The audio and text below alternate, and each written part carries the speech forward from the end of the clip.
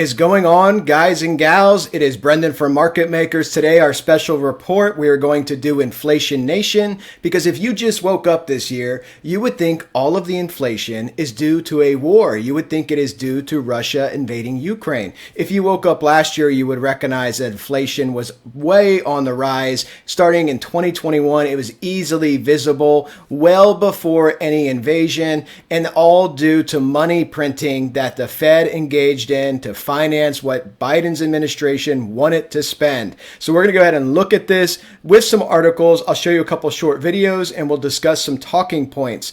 Money printing and inflation, COVID, cryptocurrencies, and more. This is from NASDAQ.com. The article is from November 16th, 2021. So more money has been spent since then, by the way, just for the Ukraine conflict. Just to put this into perspective, 53 billion we've sent Ukraine with zero oversight. To give you that number, 53 billion, we sent them 53 billion to protect their borders against a invading army. That is more money than we spend to protect our borders for the whole year. That is more money, 53 billion, than Russia spends on its military budget every single year, and we sent it over like it was nothing. Both parties, boom, approved it, send it over. Don't worry about inflation, it's all transitory. So let's go ahead and get into these numbers, guys. Money printing and inflation. As of March 2021, COVID costs totaled 5.2 trillion. World War II cost 4.7 trillion in today's dollars. A war which millions of people died, involving multiple countries around the world, okay? Cost less than what the COVID cost totaled. All in money printing totaled 13 trillion, 5.2 trillion for COVID, 4.5 trillion for quantitative easing, and 3 trillion for infrastructure. By the way, how'd the infrastructure go? Are all your bridges fixed? Do all of your roads have their potholes filled? Probably not. Mountains of money cause inflation. Inflation causes increases in interest rates, lowering bond prices. Increases in interest rates cause reductions in stock values. Again, back from November, guys, and look at the stock market now. All-in spending was approaching 13 trillion as of mid-2021. That's more than the U.S. spent in its 13 most expensive wars combined. We use wars because of the most expensive things we can think of. Money printing for quantitative easing appears to have worked, so the plan is to load a bunch more paper money. But is there no limit? And this is when you start looking at the COVID costs. President Biden's 1.9 trillion American Rescue Plan is the third dose of economic COVID relief, bringing the total to 5.2 trillion, which is about 25% GDP, gross domestic product. It's huge. 5.2 trillion is the total cost of all wars since 2001, and is greater than even our most expensive war in history, World War II. So just that one plan of 5.2 trillion, not the 13 trillion total, is more than the total cost of all of our wars since 2001, including Afghanistan, where we stayed for 20 years, and is even greater than our most expensive war in history, World War II. So you can see the chart here. I'm going to scroll through this. And this is where some of the money has gone, 5.2 trillion. Let's look at some of the pork. 35% pork in the 1.9 trillion American Rescue Plan. Well, we had $500 million go to fund the arts, humanities, libraries, and museums. That's nice, right? They get $500 million. 3.5 billion for food stamps. We had, let's look at some of these big ones here. $1 billion to World Food Relief. So while we can't buy baby formula at our stores, we can give $1 billion away to other countries that are struggling. 1.5 billion to Amtrak, 50 billion for Federal Emergency Management Agency, 40 billion in addition to the already provided 113 billion for schools that is largely still unspent. Here's the big one, guys.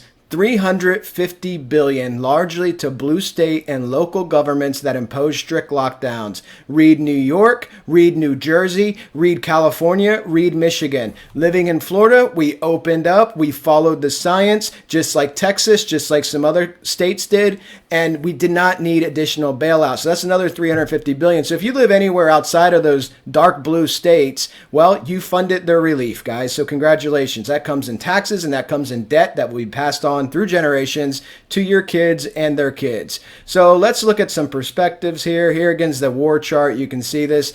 12 trillion is the most that we've spent. Cost of wars, 13 trillion on COVID, QE, and infrastructure. Totally crazy. So let's look at this. Moral imperative or moral hazard. Biden pumps up fiscal policy. The U.S. percentage spend of 2019 GDP.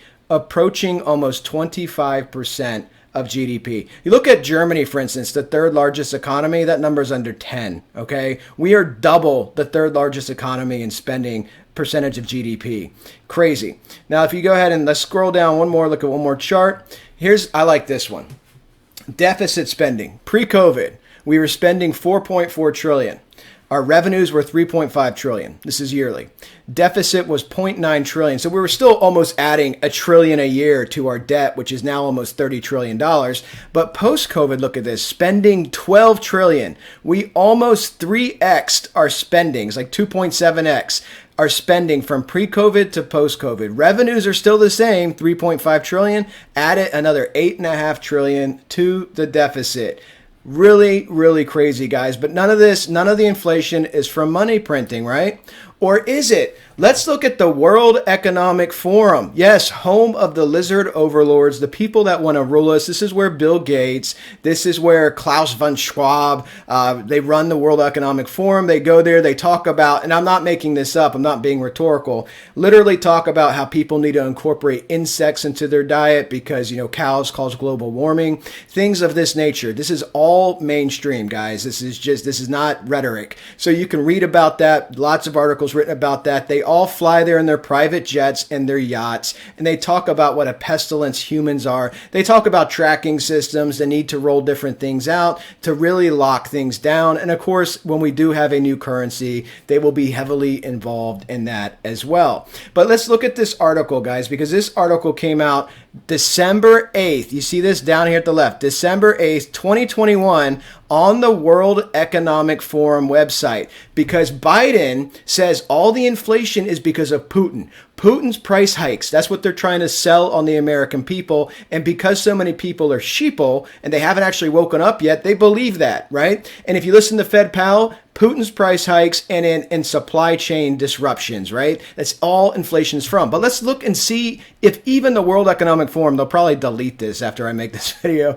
The World Economic Forum on their website, inflation, the products with the biggest price increases in the United States, again, from December of 2021, months and months before Putin invaded Ukraine. Let's go ahead and look at this. The inflation rate in the U.S. has seen its fastest annual increase in over 30 years. Fuel, transportation, and meat products are seeing some of the steepest increases. Below is a visualization exploring this shift. So let's go ahead and look at this visualization, guys. I can't talk.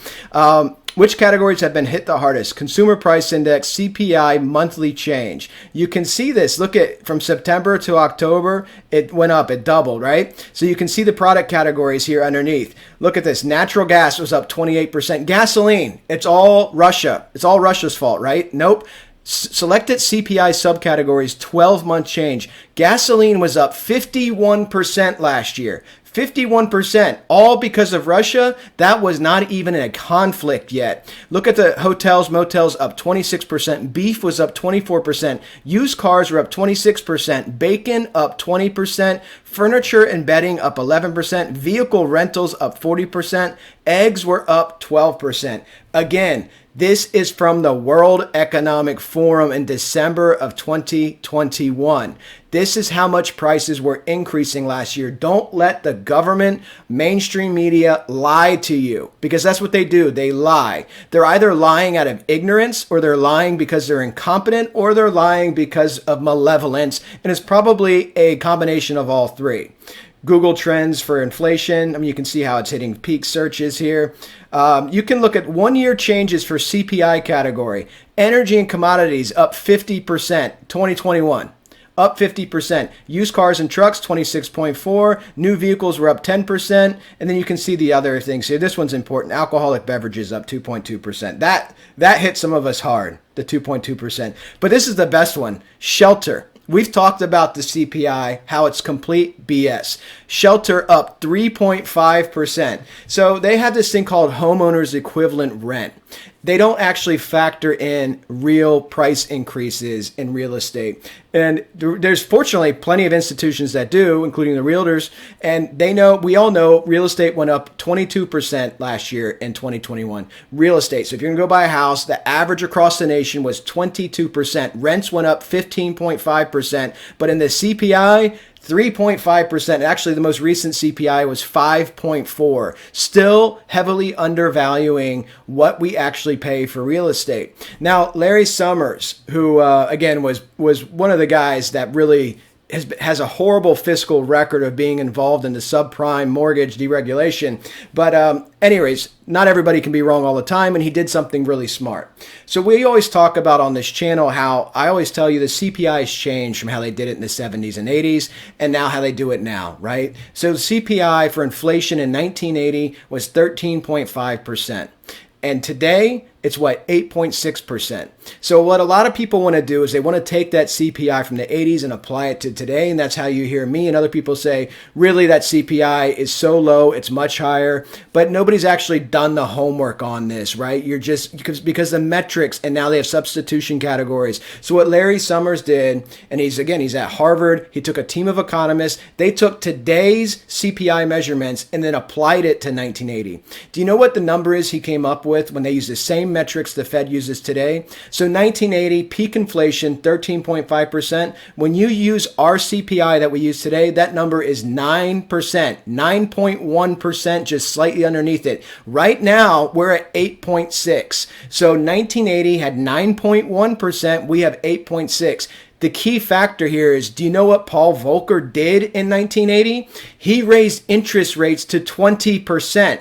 20%.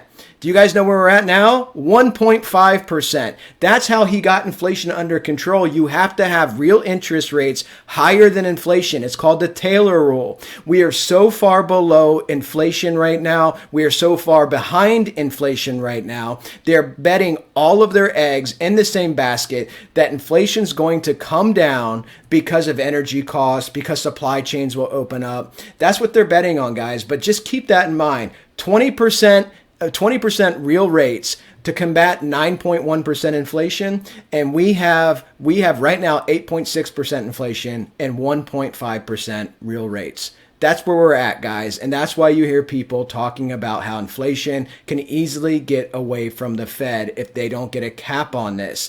So let's go ahead and jump forward to the next article, guys. Visualizing, what is this? Let's go ahead and scroll up. Visualizing the three different types of inflation.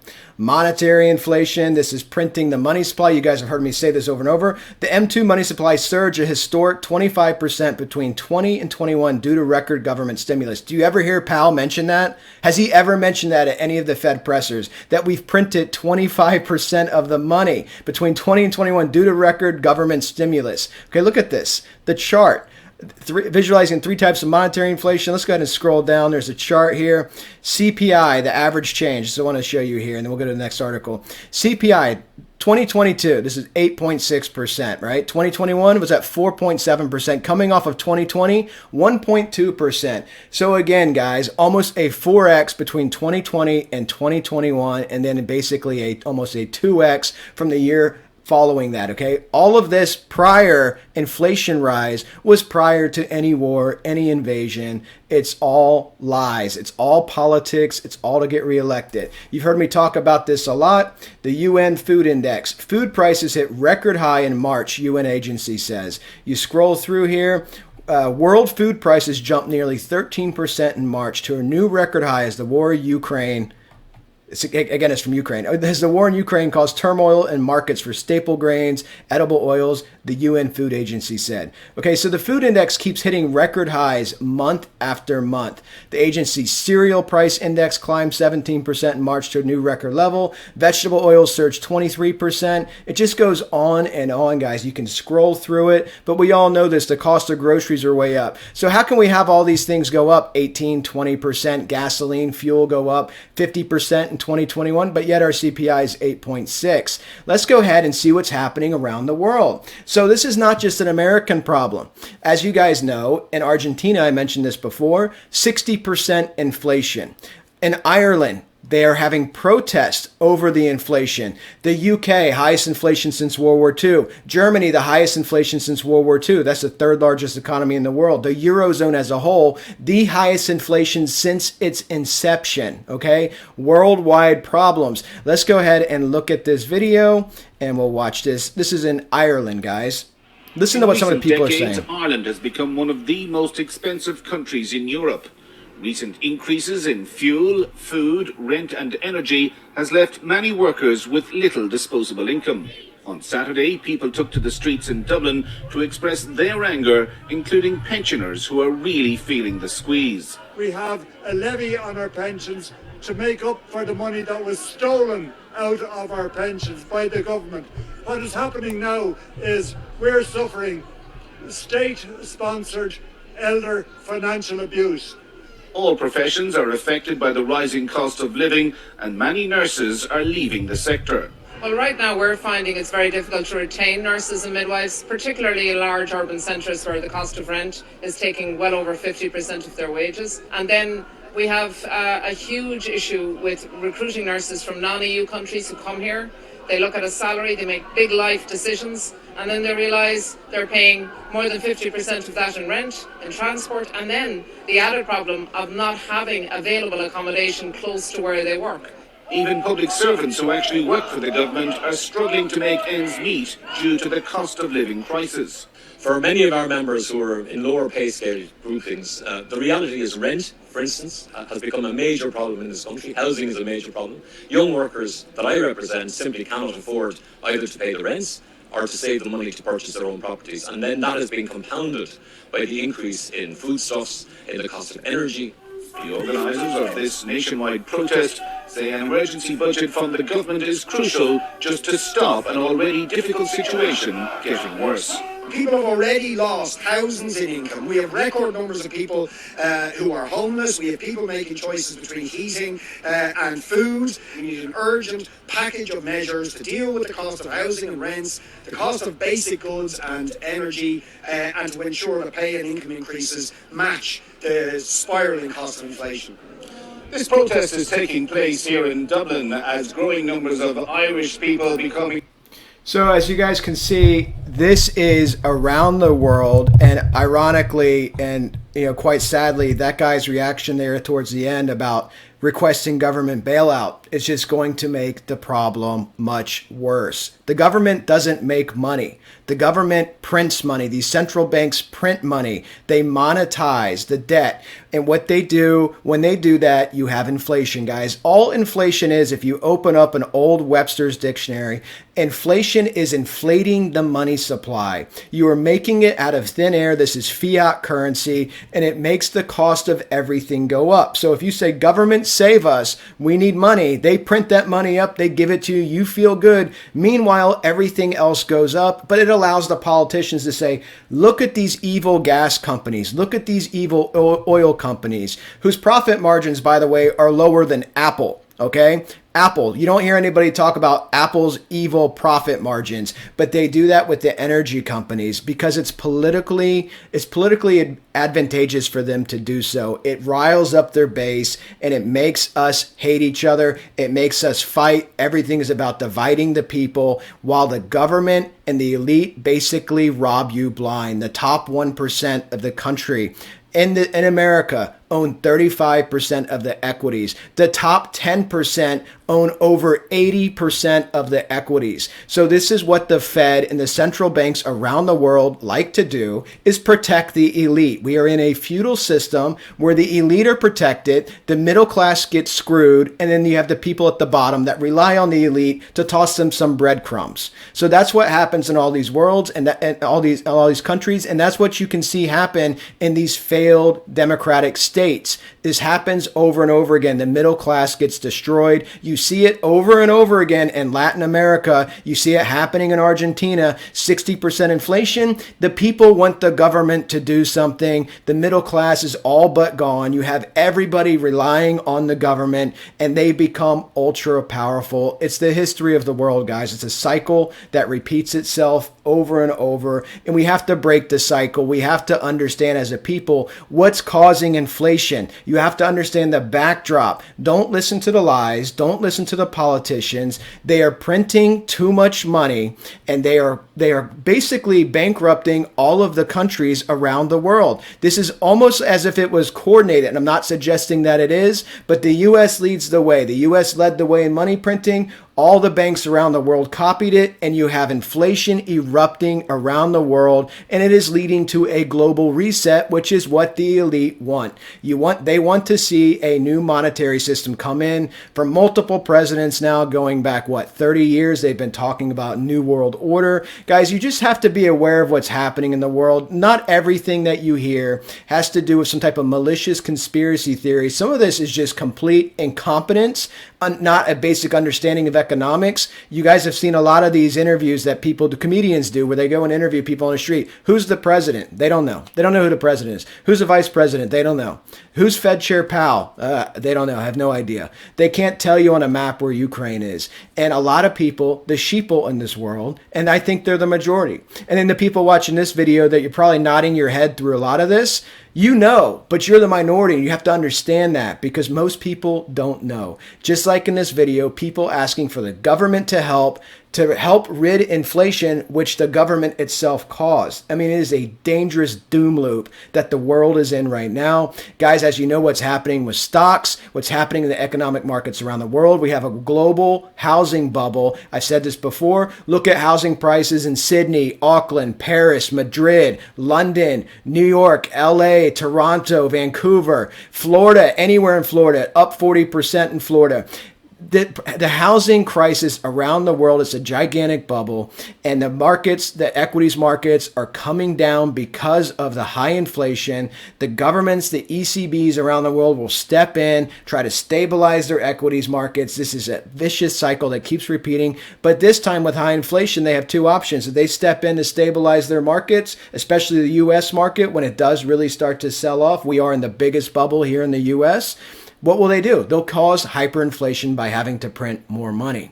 So it's a very dangerous, precarious time to be living. It's a very exciting time in some ways. Just be aware of what's happening. This video is going long, so I'm going to go ahead and end it. But guys, I'll do more updates if you like this type of video, and I'll keep you guys in the loop with what I see and give you the current news as well. All right, everybody, have a fantastic day. More videos coming soon. Take care, everybody.